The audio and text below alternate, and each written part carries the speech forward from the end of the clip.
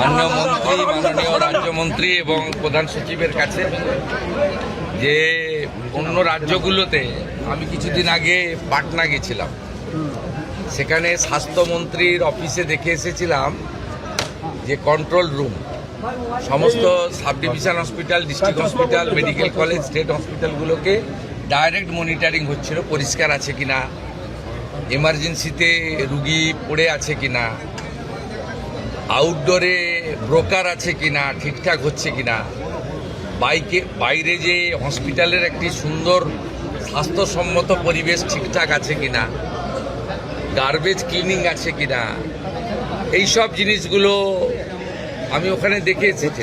আমি মাননীয় রাজ্যমন্ত্রী এবং প্রধান সচিবকে বলেছিলাম যে এখানে একটা এরকম বানানো, এরা পুরোটা এখনও রেডি হয়নি, ইট উইল টেক টাইম, আরও 1 মাস লাগবে। আজকে 15-16টা স্টেট হসপিটাল এবং পাশাপাশি জেলার 2-1টা হসপিটালে ওরা করেছেন।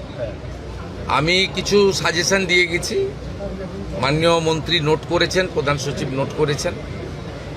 আমি এটাকে 30শে জুলাইয়ের মধ্যে বলেছি সাব ডিভিশন লেভেলে নামিয়ে দিতে এবং কিচেন পর্যন্ত মনিটরিং করতে, বাইরে পার্কিং এবং যেখানে আমাদের ফেয়ার প্রাইস সব রয়েছে, আগামী দিনে জনঔষধি কেন্দ্র হবে, সেই জায়গাগুলো ঠিকঠাক করে দেখতে।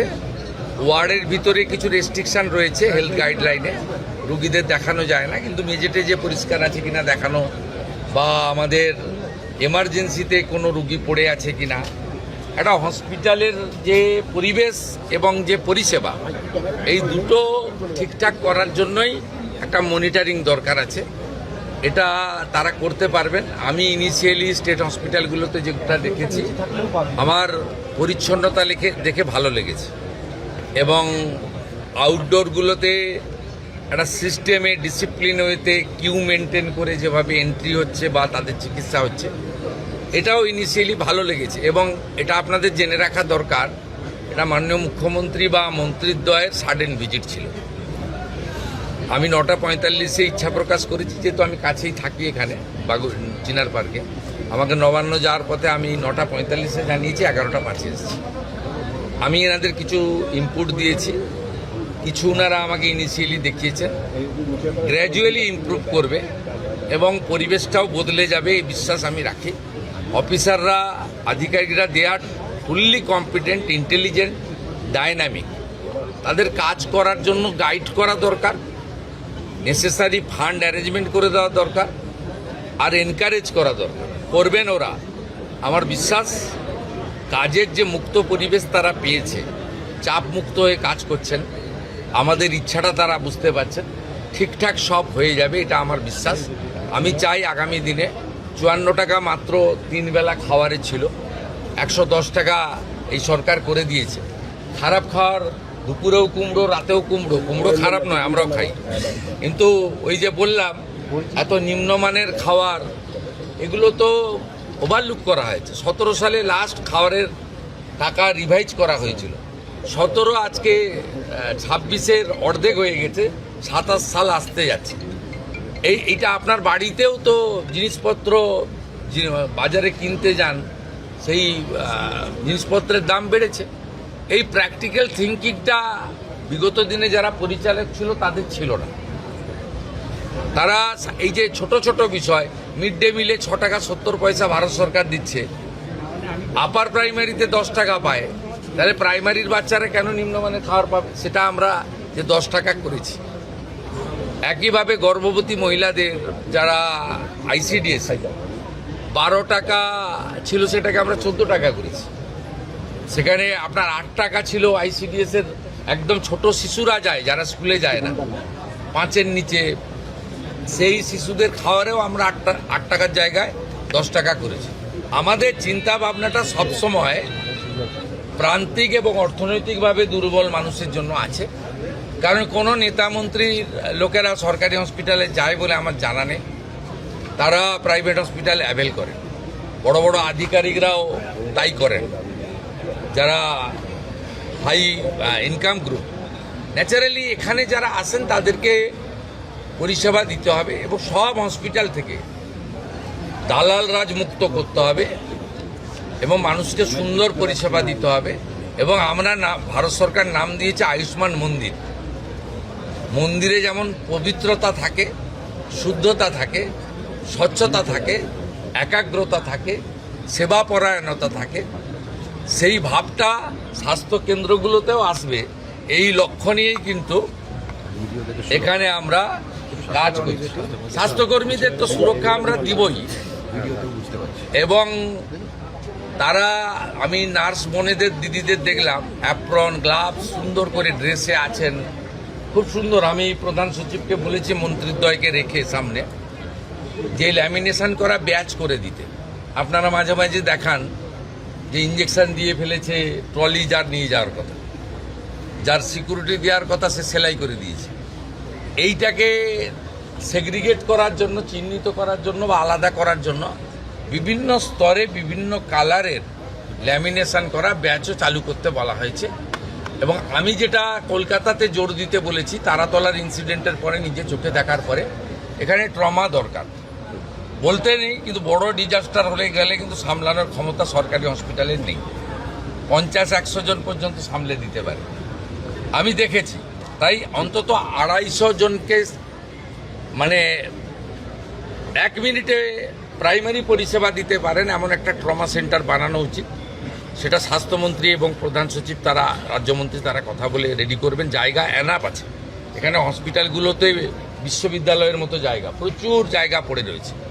আমি বলেছি এই যে কাগজ পেতে বা কাপড় পেতে ব্যাগ মাথায় দিয়ে শুয়ে থাকেন, এদের হোটেলে থাকার পয়সা নেই বলে করেন, নিরুপায়।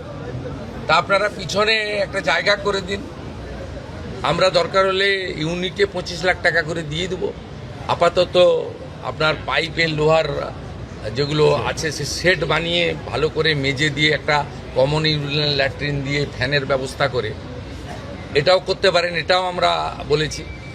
বার্ন ইউনিটে আমরা একটু উইক আছি, এসএসকেএমে 60টা আছে, আরও কোয়ালিটি ইমপ্রুভ করতে হবে, আরও ভালো আমাদের ডক্টরবাবুদের দিতে হবে, মানে হাই স্কিল ডক্টরবাবুদেরকে বার্নের ক্ষেত্রে জোর দেওয়া দরকার রয়েছে। এই কিছু কিছু বিষয়ে এই 1.5-2 মাসে আমার যা অভিজ্ঞতা আছে বলেছি, এরা করতে পারবে, আমার বিশ্বাস রয়েছে। এসএসকেএম ইতিমধ্যে 100 বেড বাড়ানো হয়েছে, এখনও 300 শর্টফল হয় বলে আমার মনে হয়েছে। শর্টফল মিন্স কিছু রোগীকে তো কালকেই ওটি করা উচিত ছিল, 10 দিন পরে টাইম দিচ্ছে ক্যাপাসিটি কম থাকার জন্য। আমরা যদি আরও 200-250 সিট বাড়াতে পারি, 350 ছিল, আমরা আসার পরে 100 বাড়িয়েছি। 250 সিট পুজোর আগেই আরও বাড়ানোর ব্যবস্থা আমরা করছি। আইসিইউতে মাত্র 112 করে আছে, এটাও অন্তত 200 হওয়া উচিত। তাহলে আইসিইউ নিয়ে মানে ওজোর আপত্তি, অনুরোধ, বাধ্য হয়ে প্রাইভেট হসপিটালে যাওয়া, এটাও কমবে। এই অনেকগুলো আপনার ওই কন্ট্রোল রুমটা নিয়ে যাচ্ছে, এই কন্ট্রোল রুমটাকে লাইভ মনিটর এই জন্য করা হয়েছে যাতে কোনো দালাল, যাকে আজকে সকালে ওখানে দেখা গেছে, কাল সকালে দেখতে না পাওয়া যায়। এটা একটা বড় উদ্দেশ্য, কিন্তু ব্রোকারদের হাঁটানো।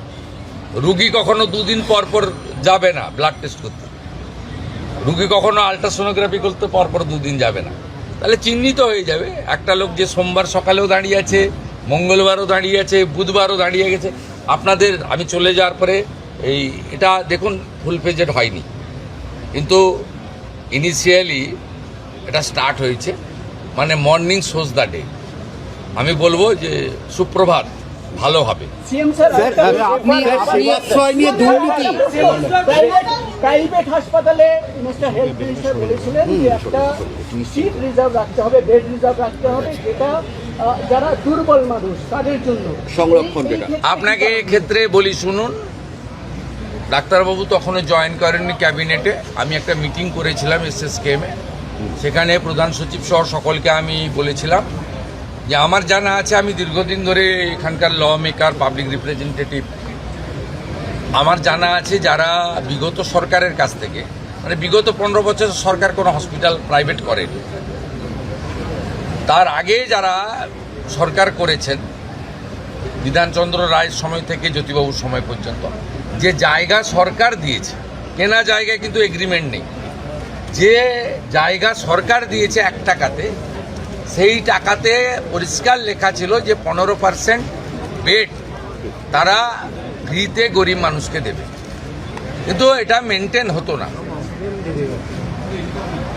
আমি এই ইচ্ছা প্রকাশ করার পরে মাননীয় মন্ত্রী পরে যোগদান করেন ক্যাবিনেটে, হেলথ ডিপার্টমেন্টে, এবং মাননীয় রাষ্ট্রমন্ত্রী তারা আধিকারিকদের নিয়ে প্রাইভেট হসপিটালকে নিয়ে বসে 10% রাজি করিয়েছেন। কারা?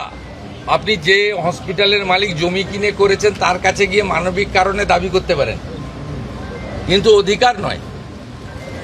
আপনার যাদের সরকারি জমিতে যাদের প্রাইভেট হসপিটাল তৈরি হয়েছে, দে আর বাউন্ড।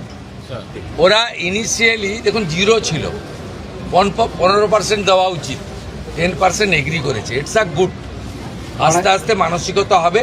আর আপনারা নিশ্চিন্তে থাকুন, আদানি গ্রুপ নিউ টাউনে একটি 2000 বেডের ইন্টারন্যাশনাল মানের হসপিটাল তৈরি করছে। ওনাদের সঙ্গে আমার এগ্রিমেন্ট কমপ্লিট হয়ে গেছে। 1000 বেড থাকবে গরিব মানুষের জন্য, আর 1000 বেড ওরা কমার্শিয়ালি ইউজ করবে। এবং আমার বিশ্বাস আগামী কয়েক মাসের মধ্যে ভূমি পূজন করে আমরা এই কাজ শুরু করে দিতে পারব। স্যার, সেবাশ্রয় নিয়ে অপরিসীম দুর্নীতির অভিযোগ, পুলিশ যে ধরনের তথ্য সহযোগিতা চাইবে, হেলথ ডিপার্টমেন্ট সেটা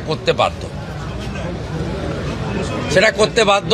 এবং এক্ষেত্রে হেলথের কিছু গাইডলাইন রয়েছে, সে গাইডলাইন মেনে করবে। এটা আমাদের কাজ নয়। ইনভেস্টিগেশন পুলিশ করছে। আর প্রধান সচিবকে আমি সামনে বলে যাচ্ছি, 2 মন্ত্রীর সামনে, যে ধরনের তথ্য তারা চাইবে কেউ লোকাবে না, সমস্ত তথ্য প্রপারলি ফটোকপি তাদের দিয়ে দেবে। তা খুব পরিষ্কার রয়েছে, অ্যাক্ট অনুযায়ী কাজ হবে।